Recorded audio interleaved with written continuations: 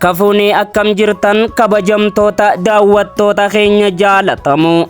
Nageenya keenya kan kabajaa fi ulfinaa bakkuma jirtan maratti isin haa dhaqqabu jecha daawwannaa keenya kanarraatiin gara godina Harargee Bahaa aanaa Gooroo Guutuu isin daawwachiifnaati. Amma xumura sagantaa keenyaatti nu waliin daawwadhaa kan isiniin jedhu anis Muhammad Ahmadi. Gamanumaan akka nu daawwattan kabajaadhaan isin affeerram.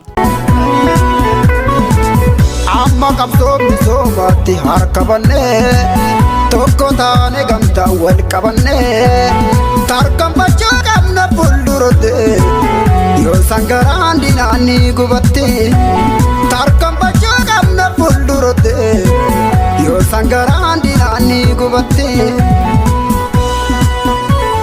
Aanaa Gooroo Guutuu bulchiinsa ganda garagaraa keessatti hojiin duula misooma sululaa dhiqama biyyee ittisuudhaaf taasifamaa jiru cimee itti fufee jira. Jilli itti gaafatamtuu siyaasa paartii badhaadhinaa godina Harargee Bahaa Aadde Fadiilaa Daawwidii fi bulchaa bulchiinsa aanaa Gooroo Guutuu obbo Riyaad Muhammadiin durfamu bulchiinsa ganda urjii jaalalaatti hojiiwwan kunuunsa qabeenya uumamaa fi hojiiwwan misooma sululaa hojjetamaa jiru daawwatanii kan jiranidha. Hojjetanii hojjechiisuudhaan hooggantoonni jijjiiramaa kunniin dhaloota boruutiif seenaa gaarii ol kaayaa kan jiranidha.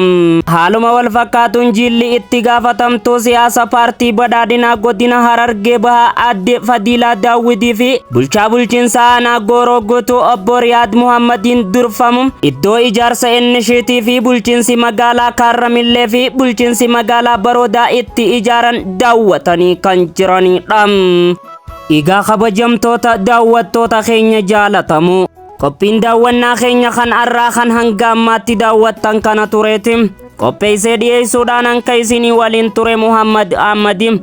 Torban yoo Rabbi jee qophii wal fakkaataa biraatiin hanga walitti deebinutti har'aaf gama kiyyaan nagayaatti.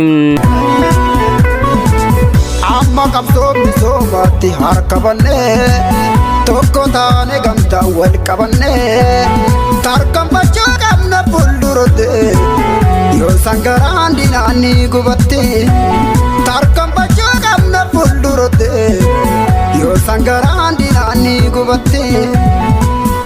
Amma qabsoo misoomaatti harka bannee tokko taane gamtaa wal qabannee tarkaanfachuu qabna fuulduratti yoo sangaraan dinaanii gubatti tarkaanfachuu